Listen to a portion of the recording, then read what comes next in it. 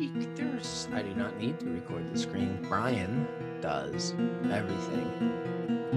What's up, Yeah. Matt? Yeah, that's pretty fucking accurate. I helped you pay for this stuff. I really wish that I had been recording when you said that. You got it on my audio. It's all right. Matt, it's been a while. How you doing, buddy? Been a long time. How have you been? I'm good. Hey, look at this. You wanted to be If on we're our all gonna podcast, lie, we can you just stop are the on our podcast right now. Yeah. Whoa. Brian requires the utmost of honest opinions and, I don't know, confessions. I told Matt that earlier, and that seemed like it wasn't gonna work. It was just gonna be a bunch of BS pouring out of his mouth. I was like, all right, whatever. Yeah. He's been giving me shit all day and last night. Oh, you got to pour it back in his direction out of your mouth, apparently. Well, I tried it in other places, but that didn't really work out either. Whoa. Yeah, it's kind of creepy having Matt around, to be honest. I like standing there in the kitchen cooking, and I like feel something like a presence. I like turn around, he's just standing there watching me cook. He's like that guy. What's that Adam Sandler movie with the guy who's like, I feel you're underestimating the creepiness, the sneakiness. That's what it is. Not the creep. John is the actor's name. Yeah. I was just keeping him on his toes. Yeah. How's your face, dude? My face. Well, if you guys join on YouTube, you can tell me what do you think. When I do stuff, only this side does anything. The other side just sits there and my eyeball stays open. So what I'm going to do is wear some sunglasses for the podcast since we do video now and just keep them closed. No, it's messed up.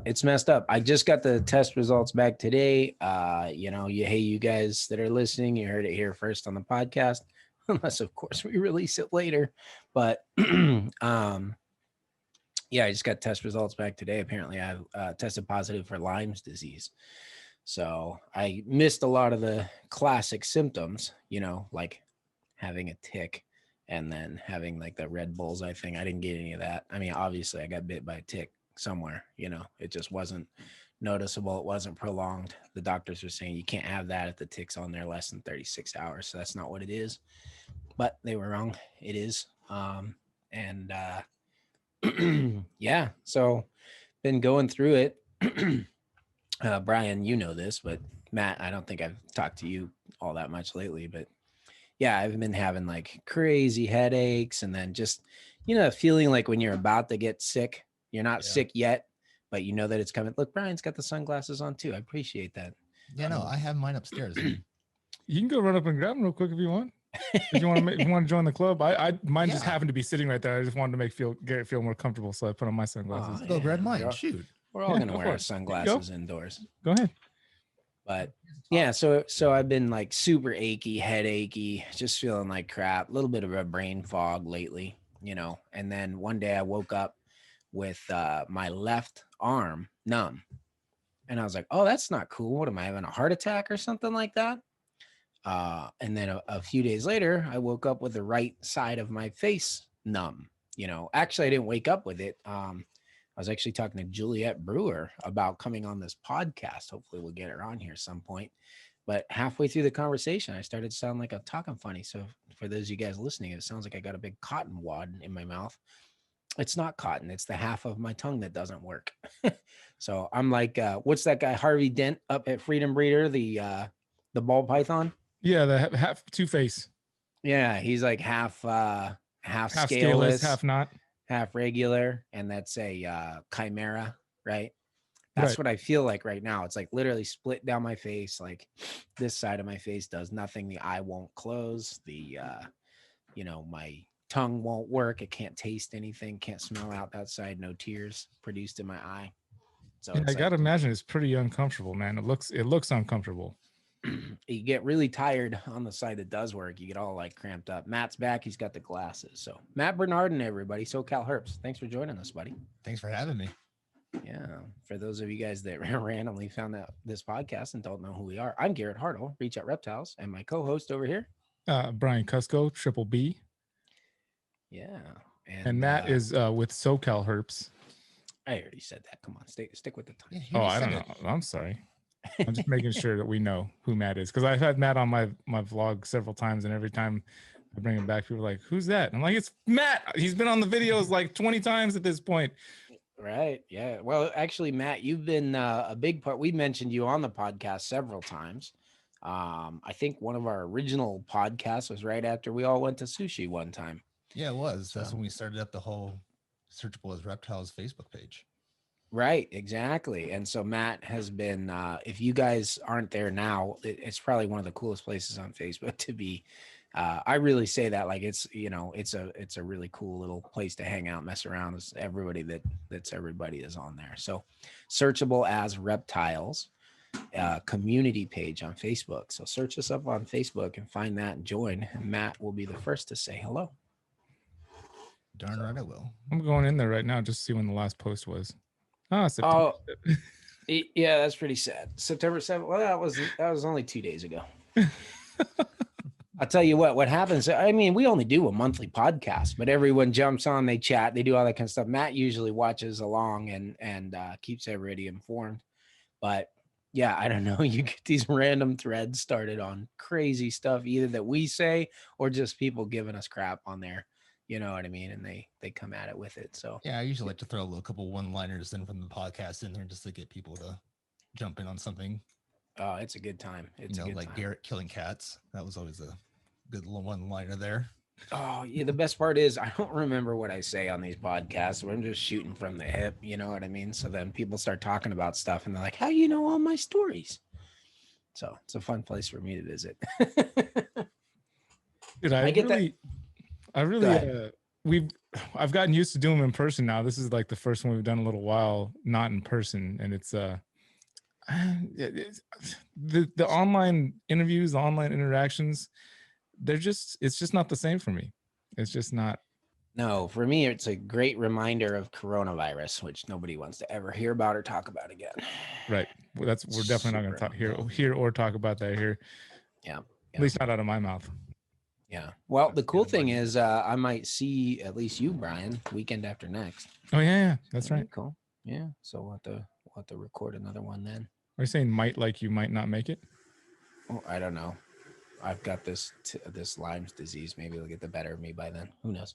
Good point. Hey, cheers. So what are we drinking tonight? This is US #1 small batch Michter's American unblended American whiskey, sent to us by Alan Jones. Alan Jones is the drink sponsor this evening. Thank you, Alan. We've been holding on to this so long. If you look at mine, if you guys can see the video, I got about glass and a half left in mine.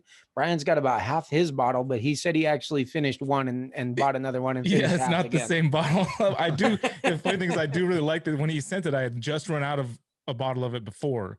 And it literally arrived right as my other bottle was finishing, and then I finished that one, and then this is the one after. So good pick, Alan. This is really good stuff. I've got a second bottle. That's here not a glass and a half. That's that's a pretty hefty glass over there, dude. All right, let's start with the American Matt. Well, you better pour because you went all crazy. I spilled coffee all over my headphones right before we jumped on this podcast. Oh man, I don't know why I'm being delegated to pour again. Well, you got mad at me last night when I was pouring. Did I? Yes. You said, "Oh, that's a heavy pour." We didn't drink any whiskey last night. Oh, sorry. Excuse me. Wednesday. Hey, so listeners, I have a request for you. Please, we were just talking about the Facebook page, Searchable as Reptiles Community. We going into our second year now, in case you haven't noticed, have these guests on. So we're really glad to have Matt on here. And we've been having a lot of fun with that, but I want to know kind of like who do you guys, and you got to realize, like, I'm asking this for the followers, the fans, the people who heard a couple of episodes. You know how these podcasts go. You know me, you know Brian. Who would you like to hear me and Brian get together with on this podcast? So if somebody could jump on there and start a thread, and if you don't, I'm sure Matt will, about who should we be trying to get as guests for this year. It's a totally off-topic podcast, so who do you want to hear off-topic stuff from? Yeah, I'm noticing now your face, or your speaking. When we've been talking on the phone, I hadn't picked up. You're like, yeah, it's like I got a cotton ball in my mouth, and I was like, dude, no, it doesn't sound any different at all. It sounds like just you talking. But I'm picking it up now. You said I would. It's a pain. On my Reach Out Reptiles channel, we do a weekly live every Wednesday at 6. And I had to cancel this last week. I mean, not that I couldn't do it. I probably could do it. But that's a fairly well-attended live session that we do. And I don't know, man. It's just a big distraction. This is actually the first thing that I'm doing that is like a public thing where I'm coming out with this like half paralyzed face thing. So I don't know. You sound good to me. Like I haven't noticed any difference yet. Yeah, well, maybe we should do another harmony or something like that, like we did the one time, Brian. What do you think? It's going to be a little tougher, I think, if we're not in the same place at the same time. The timing will be off. I'm almost certain of it. Yeah, there's no singing on this one with me. No singing with Matt. No singing with Matt. Come on, Matt. Come on, Matt. I serenaded Matt for quite a bit the other day. I busted out the guitar and. Oh, that was the best lunch break ever. Oh, thanks. Wow, well, that's a given if you hang out at Cusco's house. Yeah, did you do, what is it, Ricky Raccoon? Oh no, I opted for a different Beatles song, I think. I sang one that I never had actually played or sang ever before, Obla Di Obla Da. I just kind of picked it up. I kind of half-assed it because I literally never played it before, but I know the song very well because the same album. But and I was singing this is so totally like narcissistic, I guess, but my favorite rendition that we ever had with you that we caught on tape, at least, was when you came over and we did a Talk 'em Up Tuesday on my channel, if you remember those. And it was like, I think the title of it was like The Side of Garrett You Haven't Seen, where you guys flipped it on me and you and it was mostly my wife, Ashley, interviewed me for my own channel. And you took over the intro, the little Reach Out Reptiles intro. And we started with the regular intro. And we just faded out into you playing it with the guitar and it meshed up perfectly. And I think you just picked up the guitar and started playing it about 10 seconds earlier to figure it out. That was fun. That was fun. That was good times.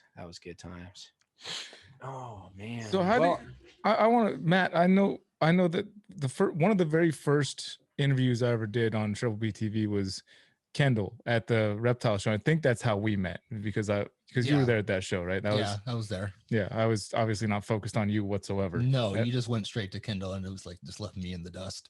Yeah, well, she was the one that was going to be on the video and talking. But then I don't know how you and Garrett met. Oh, it was similar, except I wasn't after his wife. I was after that snow. The snow hognose. Yeah. That I still have. I feel like we kind of knew of each other before then, but I think that was really the conversation that kind of kicked off the friendship. Really, don't you think? Definitely was. Like he came over to my booth and we were taking a look at that snow that was playing dead on the table there. And it was one of my first YouTube videos. Yeah, and you wanted to buy her. I wouldn't let her go. Yeah, I start from across the room, and it's everything. I'm like, ooh, and I run over to see something. It's always the same price, NFS, whatever that means. Not for sale. Oh, is that what it is? We don't have that price at my place.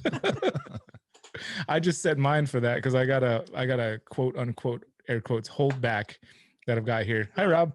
Rob's in. He's out. Hi, Rob. Hi, Rob. And I put it up on Morph Market though. It's one of my holdbacks. I put it on Morph Market because my point is that there's a price that I will let go of it for, and that's what it is. But it's basically. Did you put it up for not for sale though on Morph Market? No, I put a price on it. Oh, that would be so much funny if you're like, this is my holdback and it's not for sale, but I put it on Morph Market. I don't know. I want to do that now. I don't know if you can. I mean, that was kind of the idea, but I don't know if you can set that option like that it's not for sale. I think you can put you could at least put that in the title, but I mean, you can definitely do like an inquire on the price type of a deal. Yeah, I think you can inquire on there. Oh, okay. Maybe I'll do that then. But I want to write like hold back such and such, not for sale. That would be an awesome title. But I think this is great. Hey, Jessica, write that one down for me. We're gonna make our first Morph Market ad in a long time, and it's gonna be for something that's not for sale. I love it. Well, and okay, so Matt is one of the few people that I knew before you that lived in Southern California, because I know you know a lot of people from being at Prehistoric Pets back in the day down in Southern California. But I remember you doing that video with because you did a video too where you came back to the table, right? This is when you had already started your YouTube channel at this point. I assume you guys knew each other from way back, like before YouTube. Well, like I said, I think we knew of each other. I actually am a big fan of Matt's work. He has every weird little obscure species that I love. And stuff like that. But we didn't know each other personally before. No, that, I really. think I saw him once at Prehistoric Pets, but it was more or less passing by kind of thing. It's just, so it's kind of like, you know who people are because you've been to the shows, you grew up in the area, you know what I mean? You kind of get to know who's around you, even though you don't know them personally. So right, makes sense. Yeah. No, it was really good times. What? It was just a fruit fly. Oh, then you're pointing like I'm not drinking enough. Oh no, that too.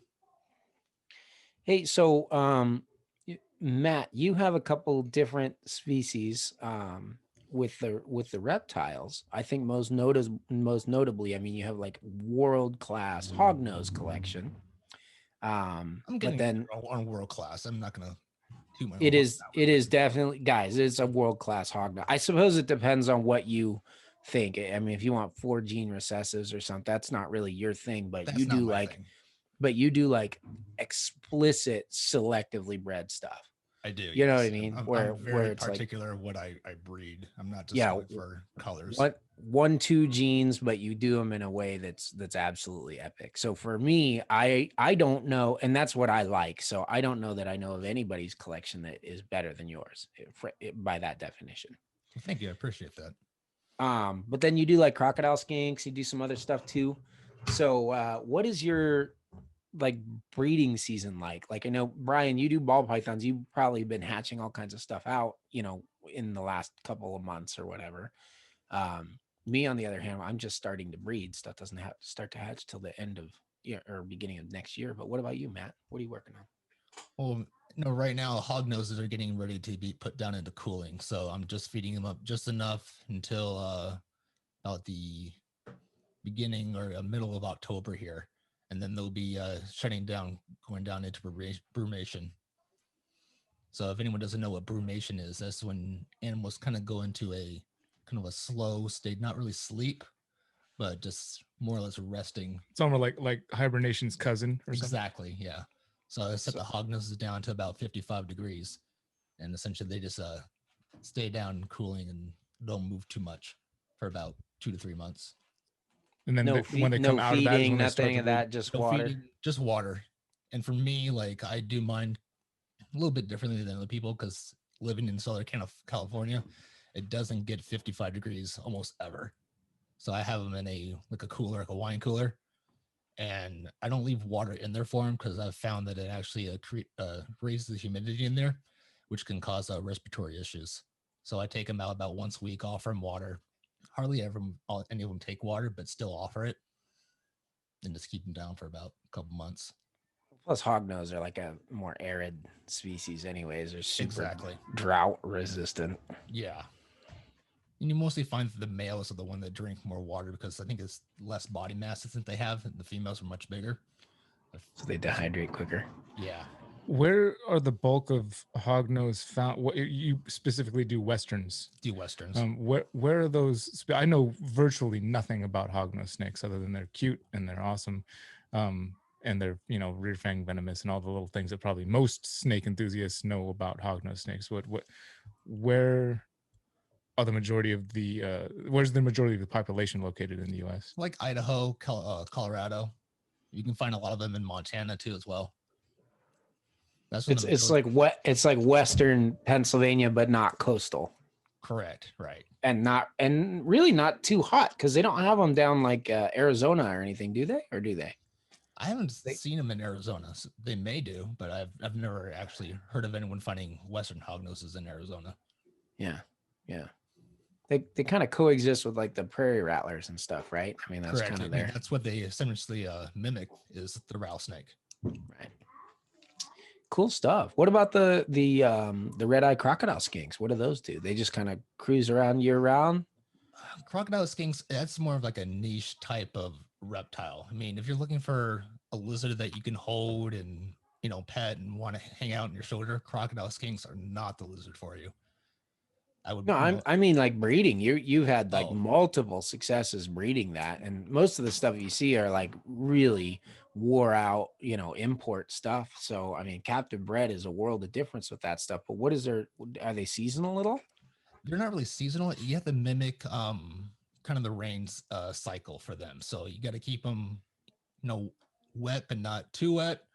But then you also have to mist kind of heavily during the day, kind of create like a monsoon type of environment for them.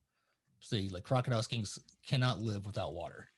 If their water bowl dries out for 2 days, they're toast.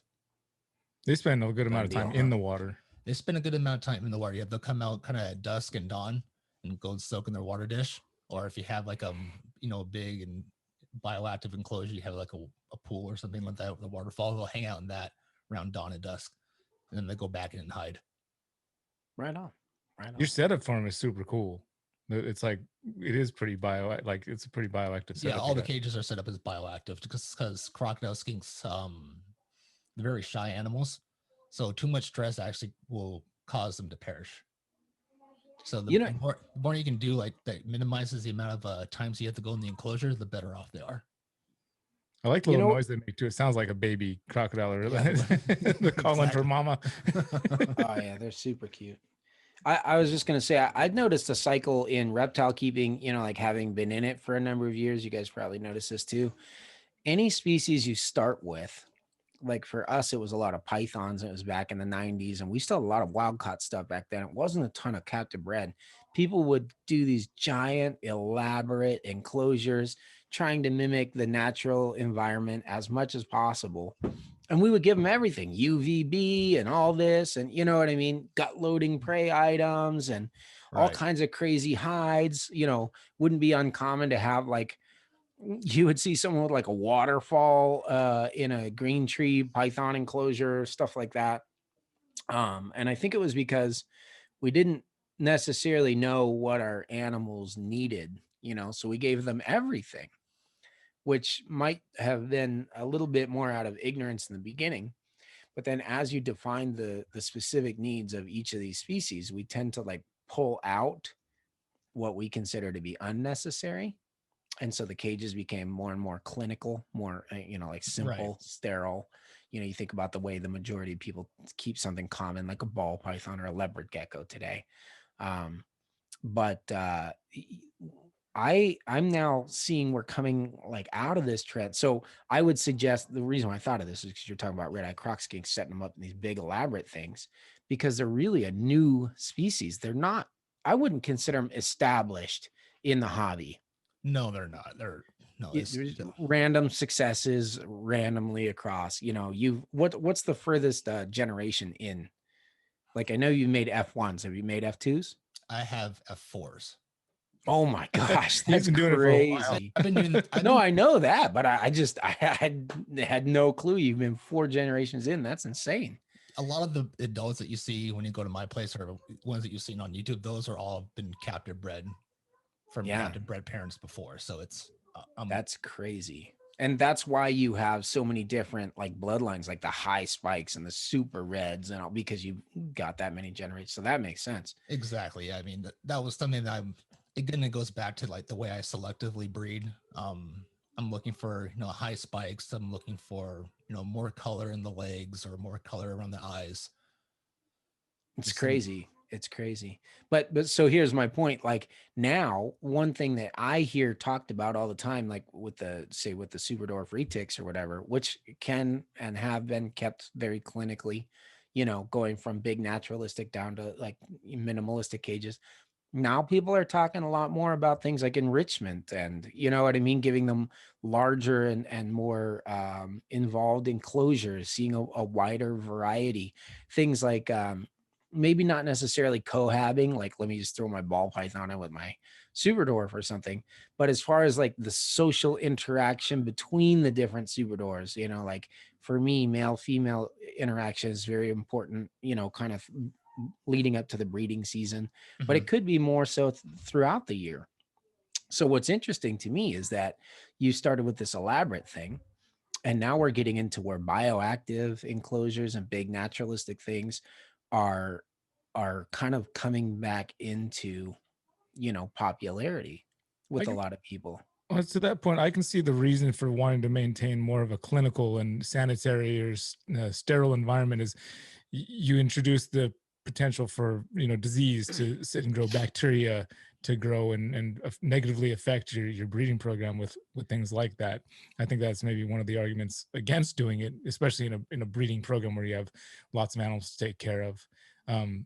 But I mean, I love a big natural enclosure. In fact, once we're able to either take over the spot next door here, or when we move out of this space, that's one of my plans. Like I literally haven't added any, excuse me, haven't edited any new animals here since January 2019. Wow. Yeah, I know. And so I'm, with the exception, Matt did actually give me a hognose. You're an inspiration. You're an inspiration. I mean, for breeding purposes. What I mean is for breeding purposes.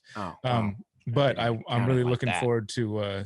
Yeah, I mean, it's one part of me feels bad for having not done that because I'm not really contributing to the hobby. Breeders and buying snakes and stuff from folks, but I am always donating to USARC and blah blah blah. Anyway, I'm gonna stop trying to freak. What do they call it? When you like, never mind. When you like are trying to make yourself look better. That's not what I'm trying to do. I'm just Heartalizing? No, wait, that's something. No, and it's not mansplaining either. That's what keeps popping into my head too. Am I mansplaining this? No. Virtue signaling. That's what it is. Virtue signaling. That's not what I'm trying to do. But my point is that I've looked forward to being able to do stuff like that, especially with the retics, like have some for these mainlands I've got back here. Because I bring them out for socialization and hanging out and, extracurricular activities like climbing the oak trees outside and just cruising around outside of their enclosures. But for them to be able to do that inside their enclosure is kind of a little bit of a dream of mine, and to have enough space to do that. So once we're able to either move into this spot next door or go buy a bigger house where I can start having just a whole room dedicated to retics, I'm looking forward to doing that. Matt kind of got to witness some of the things I do around here for. It's definitely a little different than probably what most people do for what was the word you used? Enrichment. I've never really documented this before, but I do snake yoga over here. Oh, that was fun to wake up to. Like you do yoga and have the snakes on you, or you twist your snakes up into little pretzels and stuff? Well, it ends up being kind of a little bit of both. But it was cool. It's cool to see the internet, because when you're doing yoga, you're the idea is to focus on yourself and your breathing and taking care of yourself. It's definitely a self-care move to do yoga. When you introduce another being into that with you, like humans do this little bit acro yoga where they'll work together, but it's kind of like that, but with a snake that you can't talk to necessarily, but you get to learn a little also, especially with a retic, the little movements they do and like the different poses where they find more enjoyable. Like there's different poses I was doing with, particularly this morning with Junior, our male golden child Motley, and he was finding different poses where he would get comfortable, and like I'd be sitting still and I feel bad for moving to the next pose because he found his happy place where he would just pause. Well, wait a minute. You asked a question this morning about, is that actually comfortable for him, or is his muscles actually tense? Yeah. We'll get to that question. So after the yoga session, he just like kind of chills out. Like he was just sitting there, not moving at all, like in this one spot on the floor. And I did a little Instagram story of him just sitting there, and he kind of did this thing where he was laying flat, but then I walked around him and he perked up to look at me. And then he put his head in this one little position, just slightly raised up off the floor, but definitely defying gravity, enough of his head and neck off the floor where he's defying gravity and not just resting with gravity. But he sat there for so long, and obviously a snake is going to outlast us in how long they can sit still for almost every time. Just like they'll win a staring contest, they'll win the sit still contest. But I was wondering, like, I'd be pretty good at the staring contest right now. Yeah, well, with one eye maybe. Yeah. So the question came to my mind, like that Matt was saying, is how long could he sit? Not just how long could he sit like that for, but is he actually using energy to sit like that? I mean, my mind tells me yes, that it takes muscles to keep your head and part of your neck up off of the ground to resist gravity like that. But he's sitting so perfectly still for so long made me wonder, like, is there a thing that snakes have maybe in, going all the way back to their body? Like, is he able to actually just relax? Was he completely relaxed in that position? Because he sat there for so long. It was like, how could he not be? Yeah. You know The what I more mean? arboreal a reptile is, the more kind of tendons and sinews that they tend to have around the area. So if you think of like an iguana, for example, they have those big hooked, claws on the end. They don't have to exert any energy to grab and hold a branch like we do. They can just lay their hand there and rest, completely at rest, because they have tendons, sinews, ligaments holding those hooks in place and grabbing it onto that. If you've ever looked at the meat from a reticulated python, it is just interwoven. It looks like carbon fiber fabric. It's just interwoven with sinews, and there's muscle over it. But I think that what they can do is basically, with a very, very minimal effort, just tighten down on some of those sinews all the way along their body and pull their head or their tail. That's why, they can hold, like, basically plank, like almost 2/3 of their body, And probably straight out. that's literally the thing I was thinking about too when I was watching. Was I was thinking about how the fact that they can, the front third of their body, they can just straight plank all the way out. Right. Yeah. And it's not all muscular. It is the way that they're set up to be able to do that stuff. At least that's the completely made up, right on the spot definition that I'm going to give for that. Nothing to back that up, but I have, I've kind of noticed and thought about that myself before. All right, so off topic for reptiles a little bit. I don't think that this is necessarily a political podcast, but the great thing about this podcast is completely undefined. I mean, shoot, we talked about religion with Dave Kaufman, who's like, "Oh, I'm not going to be caught talking about religion." We talked about it for like an hour and a half. That was great too. I'd love to hear that perspective. Right. So here's what I want to know. I can't watch anything on social media without hearing about Joe Biden or Donald Trump right now. Regardless of what side of the fence that you're on, I think most Americans will agree with me in this. I haven't had somebody that I really, really am like super stoked to vote for. All the people that I've been stoked, what I would have been stoked to vote for, don't get picked by the DNC or, I mean, right. There's been candidates, but they never make it to the to the finals, right? So. Yeah, I agree with that for sure. I mean, and to your point, I think most Americans would agree that that's the case. So I was like, okay, I get picked this idiot or this idiot. Which one's the less of the idiot that I? It's just the less of two evils, essentially. I hear that sentiment a lot. That's true. Not to say there aren't people that are full bore supportive of one side or the other. Like there's those folks as well. But there are, but I would say that ultimately, when it comes down, it boils down, if we really step back and we're honest with ourselves, it boils down to we're picking the candidate who lines up with the political party beliefs that we have. You know what I mean? Like, well, I don't really like this guy, but as long as he, kind of like runs the country in this way, then I guess I'll vote for him. You know what I'm saying? Yeah, and that was definitely a hard left turn from snake yoga, but no, but here's my question. I want to dive deep in the shallow end on this one right now. You ready? No. Good. Perfect. That's exactly where you want you to be. All right. So here's the question. Let's say we could erase Donald Trump and Joe Biden from the running right now, and we could interject somebody from the reptile industry to run for president, or even two somebodies. Who would you have running against each other? Clint Laidlaw? Yes, Clint Laidlaw. You think he's president material, huh? Is it just because he's so nice? I mean, he would definitely get votes. He's also quite intelligent, and he's really good at looking at both sides of any given topic, like, and weighing out the benefits. And he's very practically minded. Yeah, I didn't have to think about that at all. Well, obviously not. Yeah. I feel like you wanted to say his name for some reason anyway. No, I'm well, it's actually planned. I love you, Clint. I was planning to do a debate with him at some point, funny enough. And I put out that video saying that I'd like to do some kind of debate with somebody just on any topic. And he reached out and he's like, hey, I'll do it. And the premise behind it was that we'll pick, and we haven't done it yet, but we're still planning to just pick a topic, and then we flip a coin and that flipping that coin decides which side of the topic we have to debate for. I was going to say, I think a debate between you and Clint would be absolutely worthless because both of you agree with everything everyone else does all the time. Nah, it's not entirely true though. Well, it's pretty close. Hold on. If you want to do a debate, Jessica, come over here. Jess, we got my office manager, Jess. She will debate. She will guaranteed take the opposite side of whatever you think about any. At least if you're anything like me. Here she is. Okay, perfect. Hey, Jess. Hey, Jess. Well, you have to give her the headphones and the microphone if she's going to do it. She's shy. I don't know. Oh, that's not very good debate stuff. If you can't sit down and talk, she's trying to go home too, by the way. I know. Yeah. And you're just pulling her like, yeah, let's do some more work. So I figured I would give her some crap on the way. Bye, Jess. Have a good weekend. That was one hell of a debate, Hartle. Yeah. No, what I'm talking about is like Jessica and I feel like I hired her and then we just sit here and argue about stuff all the time. We're like, but I'm the boss and you win all the arguments.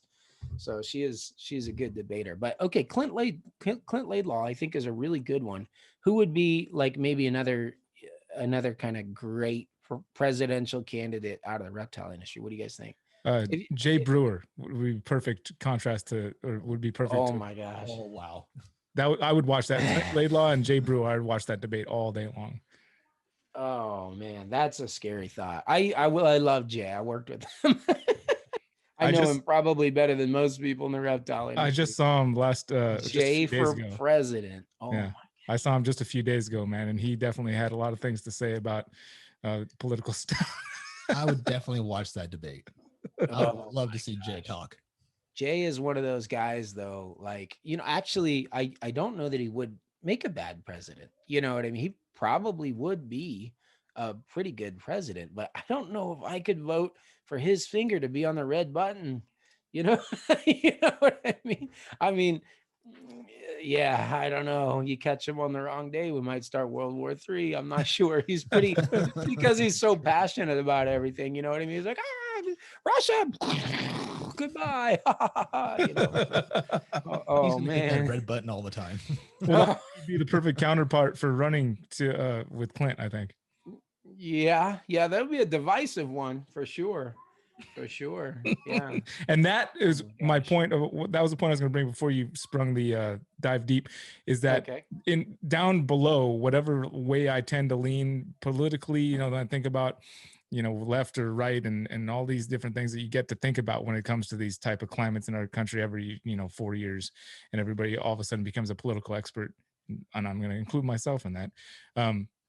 The core reason for the two-party system in our country, in my very humble opinion, is to keep us at odds with each other so that the people that are really pulling strings, they're kind of behind the scenes, don't have to worry too much about people questioning that too much and get them like, oh, I'm Trump, I'm Biden. Yet there are these forces back there that supply money and make money off of all these different battles that we're fighting, either with ourselves or with other countries.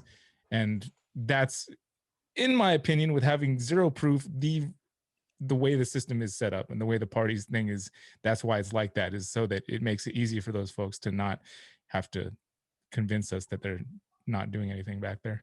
I like a two-party system. I just think that we need to have the ability to topple one of the parties every now and then, change things up, bring another, you know what I mean? Because like, when's the last time someone that wasn't either Republican or Democrat was elected? Okay, I thought you meant topple one of the either, because I was going to say that does happen. That does happen.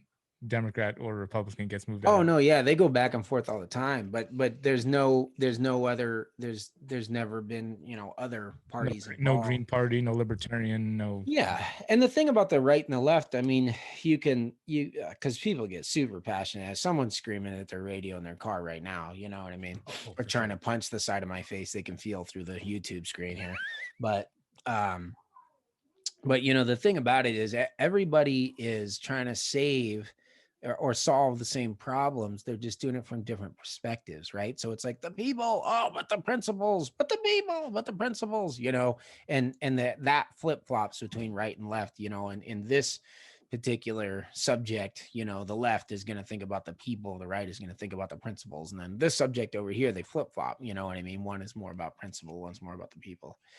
But so to have that debate is healthy. But yeah, sure. If a healthy debate is good, but like I watched some of the presidential debate, and it reminded me of like how we acted in kindergarten. Like this guy does this and he does this, and then, but no, what about when he did that to me? That wasn't fair. That's what it sounded like to me the whole time. I was like, is this what's happening? It wasn't even a debate at all. It was just, how many times can I interrupt you?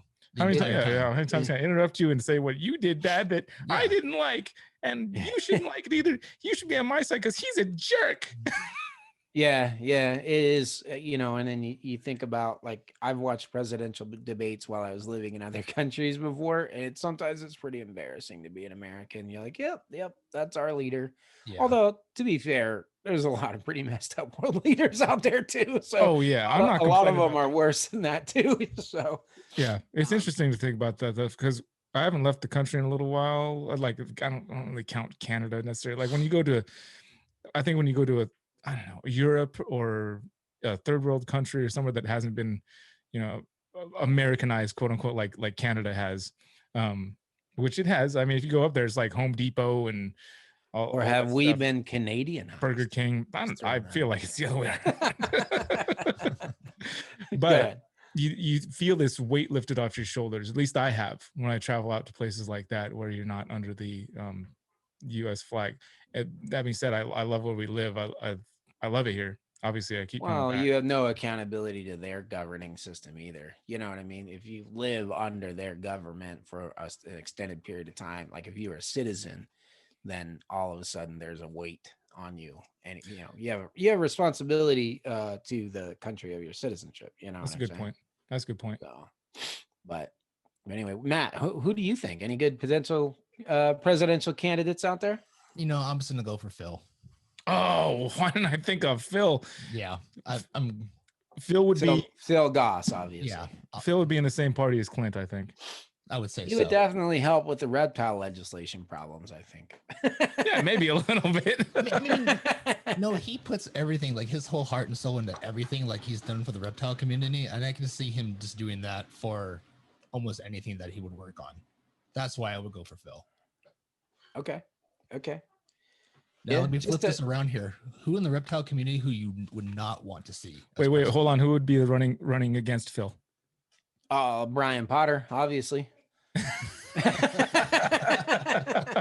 You ever see one of their auctions at US Arc? Good one. Yeah. That would be a very good one. Bob Ashley wouldn't actually be a bad presidential candidate either. I think he'd be a good one. That's because Bob Ashley's a behind the scenes man. He doesn't take a lot of credit for stuff, but he's a mover and a shaker, man. Yeah, he'd be one of those guys I was talking about that's behind the scenes, not taking part in the debate, but moving things around. I mean, like, well, regardless of who's president, we're going to war with this country.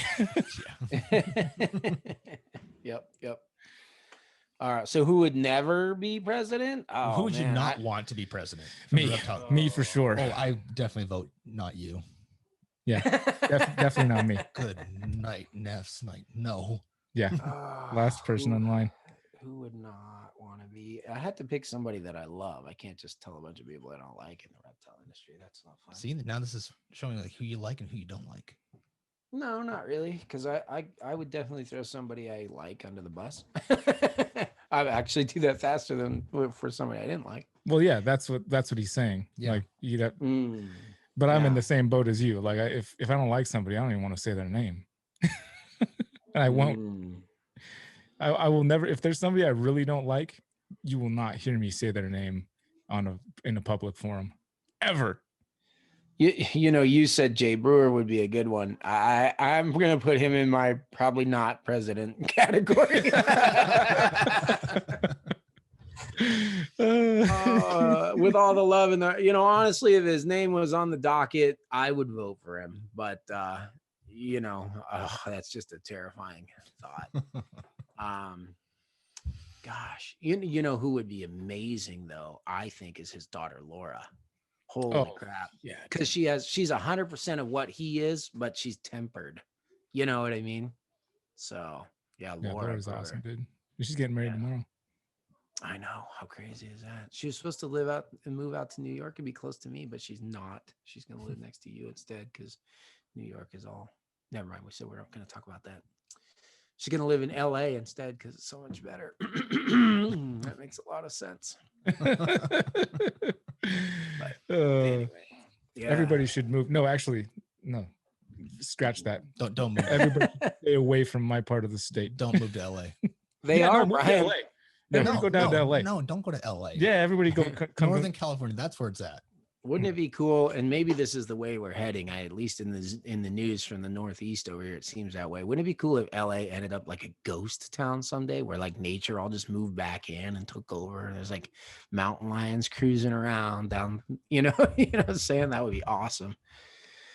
Yeah. Ghost town, Los Angeles. I wonder what the biggest ghost town in the world is. Like biggest right now, city. I'm pretty sure it's Butte, Montana, because Butte, Montana used to be the biggest city west of the Mississippi back in like the don't quote me on the century, but it's like 1800s. Yeah, 1800s. Butte, Montana is a big mining town, and big city for the time, and is now. I've gone there. We played a show there one time. Got a random last minute show that we booked like the day before on some tour we were already on, and we went there. And as we're rolling into town, one thing I noticed was a huge, enormous billboard poster that had an anti-meth campaign on it, and then also more dogs than people on the streets as we rolled into town. Yeah, that sounds like Mexico. Yeah, and then that was the only place I've actually can say that I legitimately saw an apparition, a manifestation of some spirit of a dead person, like ever in my life before. Human or or dog? What's that? Human or dog? Yeah, I was gonna say human. Oh, okay. And the dog kind of confirmed what was happening. We had a band tour dog named Turbo that would go anywhere. So we get to this place. It's called this. I don't know if I've shared this story on this podcast before, but I'm going to. Silver Dollar Inn was the name of the place down there, downtown Butte, Montana. And as I always was when we arrived on scene, first person out of the tour vehicle to go assess the situation and kind of see, talk to the owner or talk to whoever's our contact or something. Talk to whoever our contact is. Yeah, find the groupies, whatever. And see, make sure we're getting paid the right amount and that we got a place to stay, blah, blah, blah. And so he's like, yeah, you guys are staying upstairs. So I went around to check it out. He showed me where to go. And I walk up this set of stairs, which is a little, old and creepy to start with. And as I'm getting to the top, out of the corner of my eye, kind of like peripheral vision, I see a guy standing there in a red flannel. I'll never forget the flannel because I actually own one now that looks just like the one that this person was wearing. But then I look and it wasn't there. But I saw it like plain as day. This red flannel just right there, peripheral, off to the right side. And I look at but nothing. I was like, oh, that's weird. And then I was like, all right, well, I'm done up here. I'm gonna go back downstairs. And our band dog Turbo, who would go anywhere, especially for fetching, like if you threw a little piece of lint out of your pocket, this dog wanted to fetch it. This dog would not go up those stairs. We had to carry that dog shaking and whimpering up the stairs. And yeah, that was so that kind of confirmed. I was like, okay, there's something going on up here for sure. If Turbo won't come up here without being carried. And yeah, Butte, Montana, there it is. That's the big ghost town. So you want to see a current day ghost town city? It's Butte, Montana. That'd be pretty cool. I want to go check out that city in Russia where the nuclear thing was. You know what I'm talking about? Where it's supposed to be like radioactive for the next 10,000 years or something like that. But it's already all full of wildlife and everything that's defying, it started growing plants faster than they could, and then wildlife moving in, and you still can't get people in there. But yeah, I don't want to space in the name of that place. I watched a little documentary on it. It's called Krakazaka. I keep wanting to say Chechnya, which is just not right. It's Krakazaka. I told you. Oh man, crazy. Oh, this is the point we all get on our phones now and start looking up. No, I just wanted to find the name of it, just so I can, without having to use my brain too much. I got too much whiskey brain to think about stuff like that right now. You pull it up with your second glass. This is a cumulative Oh, here I have one. Okay, so Matt, we have segments that we go through on this thing every now and then, and Oh, really? we just sporadically use them as needed. Yeah, you know this. But I'm gonna pull one right now just because Brian reminded me of it. What I don't like about what my co-host has been doing since the last podcast. You ready for this one, Brian? I've been waiting for this one. You were hoping this one. This one doesn't Oh. come to play very much because Brian and I generally get along pretty well. Brian is Chernobyl. like Chernobyl. Chernobyl. Yes, you're right. I should have remembered because it reminds me of the word chlorophyll. I don't know why those two go together in my head, but Because it starts with a C and ends with a YL. that's why. Even though Chernobyl chlorophyll's chlorophyll. double L. Okay, so I like that Brian knows why I think words associate with each other. That is a good thing. The bad thing for me with Brian since the last podcast. So you guys who've been here from the beginning, you know this. We do like a drink sponsor. You can basically, if you're gonna buy us a bottle of a whiskey, scotch, something like that, either send one to Brian and one to me, like Alan Jones did for this episode, or you just send one to whatever place that we've done. Like, you know, we'll usually get together every now and then somewhere and do this kind of stuff. So the drink podcast thing for me is a cool way to get out there and just I'm not a big, like a heavy like drinker. Like I don't ever get I don't drink to get drunk. I don't drink to drown out my sorrows. All Yeah, that me kind of neither. stuff. Oh no, I just think that it's you know, that takes you down a bad road. You know, alcohol is easily abused. As Brian But- spills it on the table. I'm also like super cheap, you know, so I don't buy myself expensive things like alcohol. So this podcast has been a great way for me to get a taste for the things I like about a fine whiskey is that somebody took a big portion of their life to figure out how to make it taste a certain way, which is super cool. And there's so many different creative avenues to do it. So the podcast has been a fun way for me to experiment and learn about this kind of stuff and do all that kind of thing. But Brian has taken it to heart so much that aren't you like part of like a whiskey club now? Yeah, but I've been into whiskey for a long time. Like I was drinking scotch for a good decade and been really into it before I Yeah, but you're like getting into it now. You're way gone surpassed. You probably started off a lot more educated about all this stuff than I ever was. But now you're like blowing my doors off. I don't know what I'm doing anymore. I'm just like, well, I don't know. Brian's like, no, don't drink that. Drink this, and puts it in my glass. I'm like, hey, I don't like that anymore. You've become too advanced, sir, in your appreciation of liquors. I guess So- that's supposed to be a dig at me, but I'm taking it as a compliment. Honestly, that's not really a the fact that you had to replenish your bottle before we got to the sponsorship from Alan is Well, listen, dude, I've got about 40 plus. Matt just took a little peruse of it last night. I've got probably 40 plus bottles upstairs right now. I know that's what I'm talking about. So when we started the podcast, how many bottles did you have? No, in there? Garrett, Like there's 10. whiskey bottles like in every orifice of his place right now. I was opening drawers.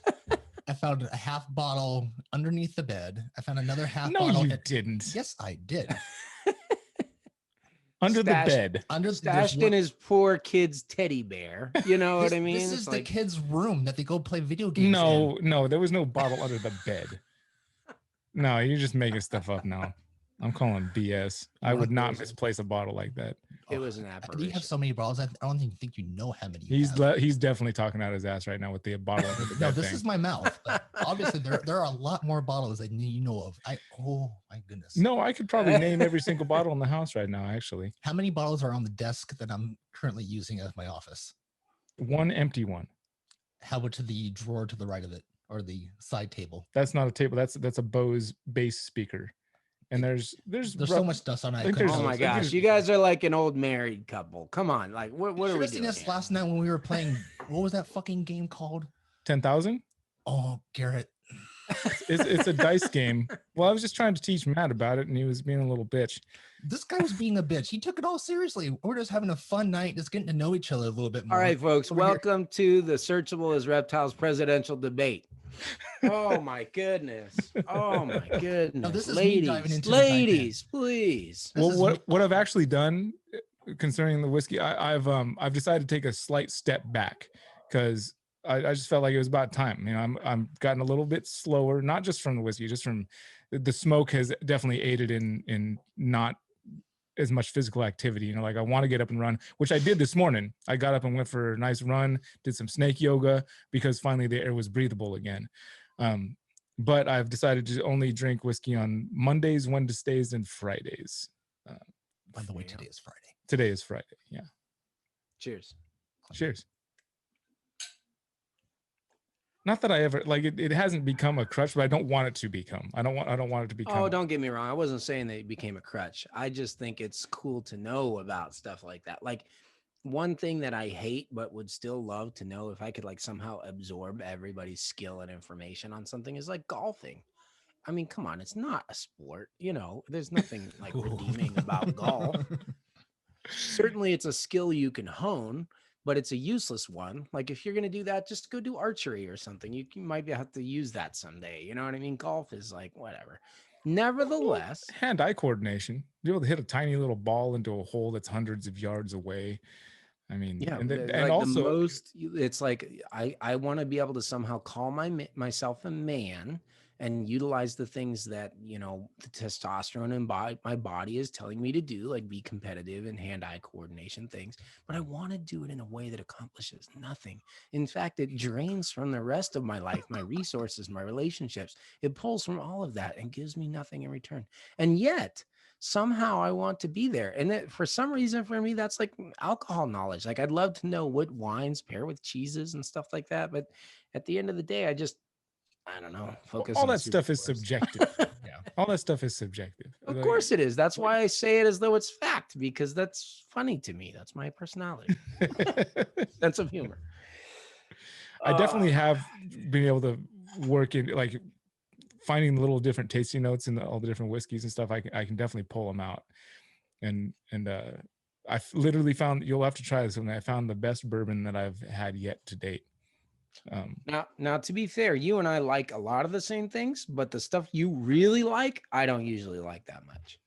So I'm interested to try it. I'd be curious for you to know. Matt Are we going to talk about Granny? Granny. It's all Granny. Yeah. We're not going to talk about Granny. We'll just reference Granny and we'll talk about her later. Yeah. Granny. Yeah. Yeah. Okay. Listeners, I'm with you. I have no idea what they're talking about. It's this stuff called Booker's. The name of the bourbon, since you got down to the whiskey road here, Booker's, and it's made by Jim Beam Company. But there was one person in the family of Jim Beam that continued on the generations between the 5th and 6th generation, and this was Granny No, and her son's name was Booker. And if it wasn't for Granny No, you know, there are lots of other kids, but none of them had kids for whatever reason. If it wasn't for her having that son, the Beam line would have ended. And so okay. And he's the one that created this Booker's, which turns out to be. Side note, somebody should name their kid Booker today. That's just a great name that's underutilized, I feel. Like, I'm sorry, continue. Yeah, so they continued the line of master distillers in the family.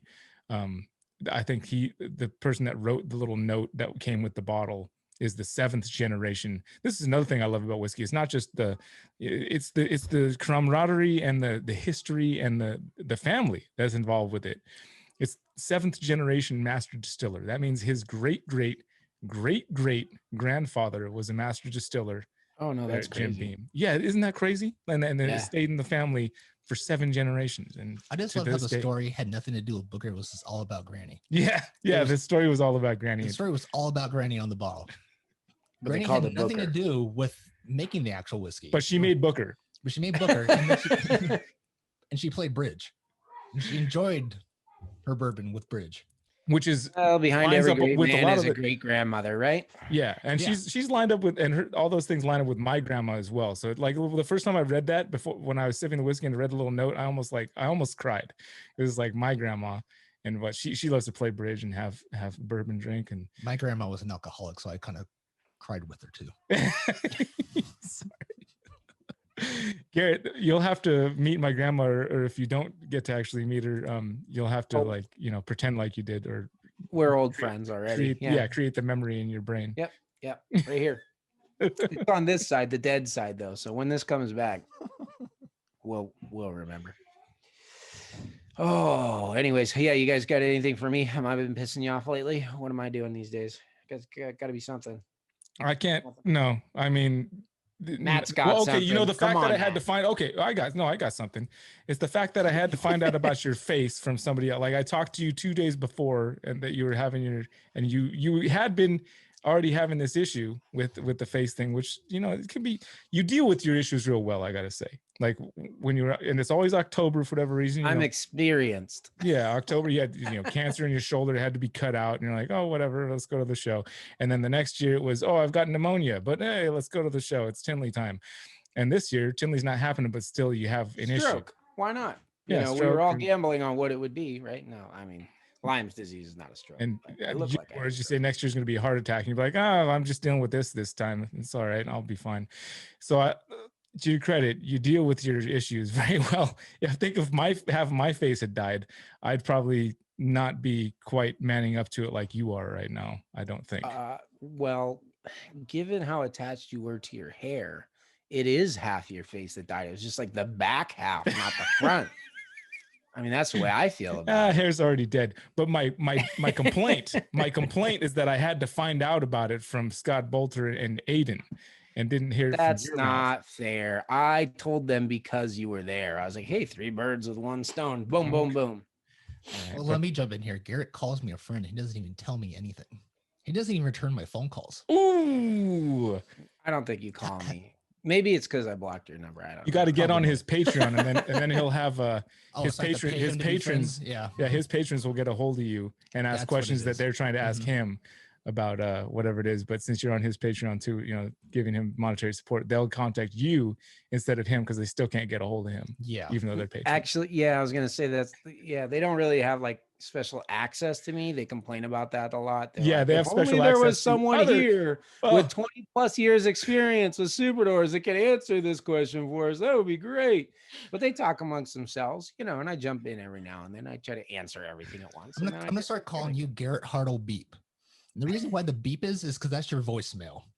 You've now reached Garrett Hartle, the Reach Out Reptiles. Beep. You probably reach us after hours, even though this is well during working hours, and he's just choosing not to answer his phone. I could be calling, asking about buying 3 Superdoors from you. If this face thing means anything, it's that I need even more me time. So now I only work on Wednesdays. That's it. You're the rest of the time I'm off. You can't keep digging that hole. Wednesdays, 9 to 5. You can call me. Unless you're my wife, then you can call me other times too. That's it. That's all you guys get. Just wait for the beep, guys. Just wait for the beep. You can't handle 5 days a week of this. Just wait for the beep, guys. You're better off just emailing him, and you may get a response from Jessica. Nay. It's gonna be from Jessica, by the way, and she'll sign it Garrett Hartle. Little hearts at the end. Jessica has definitely developed. So has Kimberly, because Kimberly answers a lot of the stuff on social media. But they have developed all these relationships with my customers, and they're like, "This is your best customer. Pay attention." I'm like, "Oh, okay." Is that what I need to do? I can't talk to Jessica and Kimberly. Yeah, I mean, if you do, because both of them know how to get a hold of me, by the ear or whatever. I don't anymore. They know how to get a hold of me too, to figure out things and work and things. You become our tech support somehow. Yeah, somehow is that what you're talking about? You stop supporting me on Patreon. I start supporting you on Patreon. All of a sudden, I get a workload. I should be a Reach Out Reptiles employee at this point. There's a lot of people that other people think are my to be an employee. Welcome to Patreon, folks. You got to join Reach Out Reptiles. It's happening. You can pay to be my employee. It's super fun though, right? Is it not fun, Brian? It's fun. Okay, yeah, it's fun. Whatever. I'm just bummed. I recorded this whole little thing. I learned this. I'm not gonna say exactly what it is because I don't know if they're still even gonna use it, and if they do, I don't think you can know about it yet. But I've spent a bunch of time learning this thing and sending over all this stuff, and just for an idea they had, and I was like, "Oh, that's a great idea. Yeah, I can work hard to make this happen on my end," and I did it. No, it's for you and your company and everything you got going on there with your employees. I haven't seen anything about it. It's been months. I'm like, why did I do that? I don't even know what you're talking about. I know you don't know what I'm talking about. You weren't supposed to, I don't think. Oh, I'm a sucker. okay, maybe I know what you're referring to because I've caught a little wind of it and I've seen some video snippets coming up here and there from different random people. So there might be some giant conspiracy forming, but you got to realize like my employees will answer you faster, but they get their job done way slower than I do. You know what I mean? So just saying. You're pretty slow. I know. I just said they're way slower. That's all. And Excuse Nice me. one, Brian. wow, I felt that one all the way down. He did turn. He turned towards you to do that. I don't know why. It's almost time for me to use my pee bucket. Oh, man. By the way, he does have a pee bucket here, folks, and it's scary. Ooh, Matt. Yes. Matt, I would like. Do you want to know about the pee bucket? I'm looking at it. It's not No. anything to talk about. Trust me. No. I want to know. Uh-huh. What do you want to do? You have the mic, you have the platform, you're on our podcast. You've been wanting to be on the podcast for a while. I've never wanted to be on this podcast. All of a sudden I just show up. Oh here. my goodness. Oh my goodness. Brian, help me out here. yeah, I've definitely heard him say, "When am I going to be on the podcast?" Blah blah blah blah blah. Oh yeah. I heard the blah blah blah too. Either our run brains Searchable's work the same way when Reptiles. it comes to matter. He was actually saying that. How Matt, run Facebook for us. Matt, do this. Can I be on the podcast? Huh? What? Podcast? Well, What the last speaking of we don't running have Facebook, a podcast. Oh, don't you? speaking of running Facebook group, I went on there to look when Garrett said about the Facebook group, and I looked on there, and the last post is from me about a month ago. Searchable as podcasts, as Searchable as Reptiles people help us out on the podcast. It's a lot more fun. So you got nothing, Matt? You don't want to say anything? I thought you were gonna like spring this message, and knowing that we would never edit the audio on here, and finally say how you feel about Brian and I. Or I can talk freely now. Talk now. I'm going to now. Let's first go off about Brian's hair. Let's go about Brian's hair here. I already did that. Well, no, that he's cut. So everyone doesn't know he's cut his long, gorgeous locks off. But now he wears a hat 24/7. That's not true. I take the hat off when I go to sleep. Yeah, okay. I was gonna say this. So then, do you feel bad about cutting your hair? No, it's just nice to. It's super nice to be able to put on a hat and not have the hair get in the way. Why don't you just? Hey, remember how you said you could never fit in my hats? You should try one on now. I did. I know. Before we came downstairs, I went to try it on. It still doesn't fit. Oh man! Trust me, I did that. I literally went. I was I can finally put on my a big head. Yeah, I just have a big head. I did that literally. I said, "Ooh, I'm gonna do the podcast with Garrett. I'm gonna go put his hat on." I put it on. I was like, "Fuck this hat." For the record, people, I have the biggest head that I know of, and my hat is like 2 snaps on mine, which is really the last snap. You can't one snap out of the snap. No, I've worn your hat on a one snap just so I could be like when I did that interview with Aiden, I went to the one snap just so I could wear the hat. Yeah, but I mean, it might as well be unsnapped at that point. You can't. I want a fitted fitted you hat. could take it to the I want park. a fitted hat from Reach Out Reptiles. Talk to Jessica. Yeah, that would be nice too. That's the other nice thing without the hair is like being able to wear a fitted hat without having so many issues like I did before. I won't wear anything else besides a fitted hat. I hate snaps. I feel like you wanted to ask something like substantial of Matt, like as far as giving him the mic. You're here on the podcast. That might be as deep as Matt goes. I don't know. You go as deep as my hair? Come on, I know you can go deep. Dig deep, man. When else am I digging deep to? Anything. You suck at Anything. video games. I beat Matt at every single game we played on Wii last night. No, we tied in golf. No, we tied on baseball. No, yeah, golf. You're right. You beat me. Congratulations. You equally are good at the most useless quote unquote sport on the planet. No, yeah, this physical action. You're actually swinging things. You're not just pushing buttons. You're like swinging. There's like a little bit of hand-eye coordination, or at least there was no hand-eye coordination. I'd play baseball. That was not baseball. If golf is the most worthless actual activity that you can do, then Wii golf is like, I learned a new language. It's Latin. Hey, Latin is the core. Latin is the birth of that's where all of these other great languages were born, out of Latin. English, German, Spanish, French. It's like the placenta of languages. You keep the baby though, not the placenta. That's long gone. Fed it to a coyotes or something. Wow. You know what? We kept this. We keep placenta. We make it into little pills and put it in smoothies. So speak for yourself, sir. Yeah, I was just gonna say the exact. Here's what, how can I be a Trump supporter and also keep the placenta and eat it? Is that, I feel like that doesn't go hand in hand. I don't know. That guy looks pretty spry for his age. He probably sucks on a placenta every now and then. Definitely is now. Probably needs it to help his corona.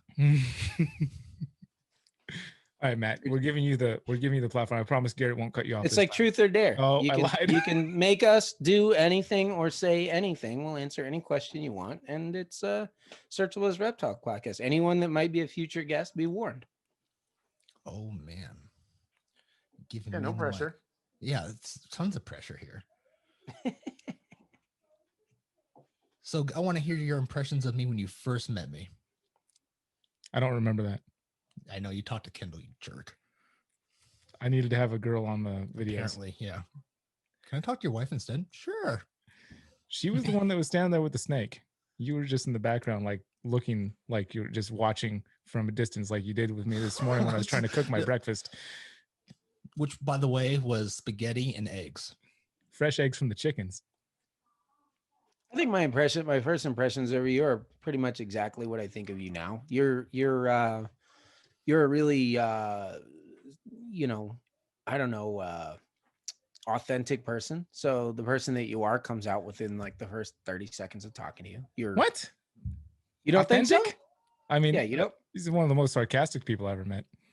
Authentically sarcastic. I am pretty authentically sarcastic. Yeah. Sure. But but as soon as you talk to him, I mean, you're professional, you're nice. You know what I mean? You're very excited about the reptile stuff. I think that's something that's been with you your entire life. So it's one of those root passions for you. You're the kind of person that's like, if everything fell apart, but you could go outside and catch a gopher snake or something, you'd be all right. You know what I'm saying? It kind of like, that's the way you're like a lot of us in the reptile industry. We connect to the world through misunderstood animals. You know what I mean? This is how you're different. You're like the rest of us. I didn't say you were different. Maybe different. I said this was my first impression of you. No, I will say that Matt is definitely not dedicated. Not dedicated is not the word I'm looking for. Loyal. If you're a friend of somebody, you're very loyal. You're probably like one of the more loyal people out there as far as friendship goes, I would say. I do stick up for my friends. I would say that is a correct assessment of me. So we give you the floor, and all you want to hear is us say nice things about you. No, I wanted to actually hear the bad things about me. That's what I was looking for. I didn't think you were going to get all like nice and sweet on me. The creepy, silent staring from behind. So I got that in the first 30 seconds too. It's probably why I started the conversation. Like, who's the guy that looks like an owl over there in the corner, just like staring at you open-eyed, like I'm blending in, but you're like, no, you're an owl. Your eyes are like 25% of the weight of your head. You're not blending in. You're just staring at me from across the room. This is what I was looking for. I want to know the other side. If we're gonna get on this podcast, I want to hear the bad things. As somebody who was born and raised and spoon-fed sarcasm as an infant. Not fed mouth to mouth. No, not fed mouth to mouth. Somehow your sarcasm you're more sarcastic than me. Like I'm trying to have a serious conversation with him about something for a minute. He's just nothing but sarcastic remarks. I'm like, dude, can we just have like a now kind of like know what it's like to try and have a conversation with me?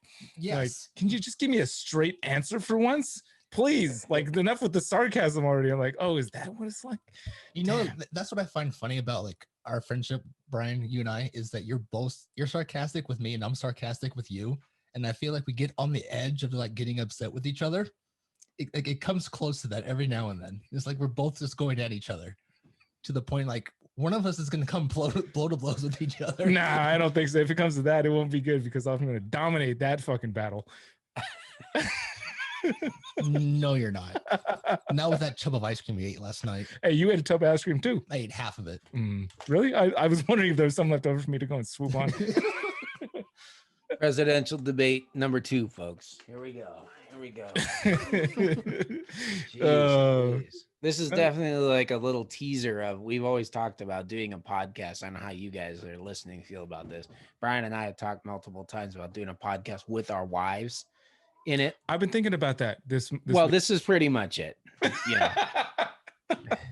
I am not eating one of your wives. Good night. No. Dude, I feel bad for them. I do want to say that you steered this podcast hard left a while back. Like, we were actually talking about reptiles, and we're learning about croc skinks and hognose snakes, and Garrett's like, let's talk about the debates. And usually it's the other way around. Usually I'm the one that's like, let's just talk about everything. Come on, that's what this podcast is about. We can talk about anything, whatever. And then you'll eventually steer it back to super dwarves. But it went the opposite. I was trying to talk about snake yoga with retics, and then Garrett's like, why did you say that? We went through a whole podcast without him talking about super dwarves. Maybe once. I said at least the word. I said the word at least 3 times. Play it back. It's been counted. That was only when Brian started talking about retics, and I was like, I was really hoping you weren't, because we would have almost a whole podcast without super. No, I said they're just starting to breed, and I was teasing the listeners. I'm pretty sure I mentioned that 2021 might be the year of Madus. That's pretty cool. I got 2 crowded females. Here comes the plug, everyone. I'm pretty sure that was in there somewhere. Reach out, and then we were talking about like the Karampas and how reach out to Jen and Kimberly about buying a super dwarf. Garrett won't reach back to you at all, by the way. Exactly. Yep. You know, at least half reach out Reptiles without Garrett. Have bought podcast. Have bought super dwarfs. But yeah, I don't know. Matt, don't you have a super dwarf for me? I don't have anything from you. No. You have my Sorry, my face doesn't work. Look, Matt, do you have a super dwarf for me that you're planning to send out my way? I'm waiting for a package from SoCalHerps with a super dwarf for I believe that conversation went like, I'll take it if you don't want it.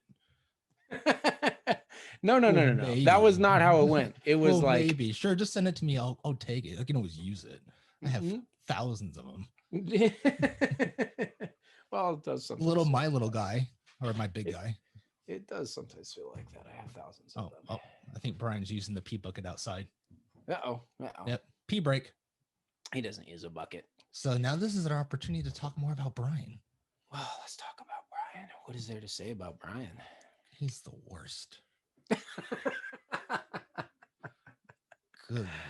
This guy stays up all night playing his YouTube, and I don't even know what he's listening to. I'll tell you what's super annoying about Brian, but no one else can ever know this, and he can never hear it. And hopefully he doesn't. Oh, well, he's going to hear it because he's going to play it back. He stepped away. Yeah. He's not going to listen to this. He doesn't listen. We can assume that. So how does a guy like Brian screw around with this whole life? He's basically a large child. My actual children believe that he's like a giant 8-year-old with a genetic disorder that makes him age rapidly. You know what I mean? I told them that once, and they're like, "That makes perfect sense. I understand Uncle Brian now." But anyways, Brian is the best. How does he screw around? Oh, he's back. He's back. I was just going to say, and yet be successful and make everyone jealous with all his accomplishments. Okay, Switness, his earphones on. Please buy his Sunset that's on sale on Nothing. Welcome back, Brian. Welcome back, Brian. Thank you for not peeing in the bucket. I did it for you and me because I didn't want you doing some weird creepy stare from behind. While I've already seen your steak and potatoes. He did have sunglasses on. He might have been staring. I couldn't see his eyes. I've already seen it, folks. No, generally I use the pee bucket right where I'm sitting. That's the idea behind the bucket. I don't have to get up. I've seen it already, though. No, you haven't. This guy doesn't. Yes, I have. All right. We can't have a conversation anymore because you're lying. Morro Bay. Hotel. Oh. Peed.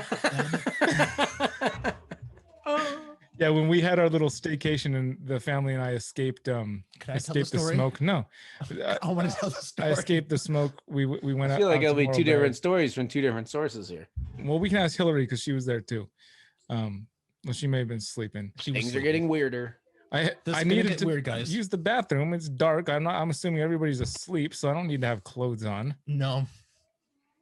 You need to close. Yeah. Well, one of my girlfriend's mothers did that to me once. I walked through the house and I got up to go to the bathroom. And she's like, "Ah!" And I'm like, oh no, why are you walking through the house naked? I'm here tonight. Wait, that was you naked or your mother-in-law? My mother-in-law naked, yeah. Oh, Nice. that's better. That is much better. Yeah, not what I saw. You didn't know the. Continue. It wasn't my mother-in-law to be the story, Brian. Anyway, go You ahead. just got heartalized by interrupted again. Yeah. Continue. Can we end this podcast with like a somewhat reasonable conversation instead of whatever's happening right now? Oh my goodness. Well, how are we gonna bring this back around, Garrett? I got nothing. That is a first. Wow.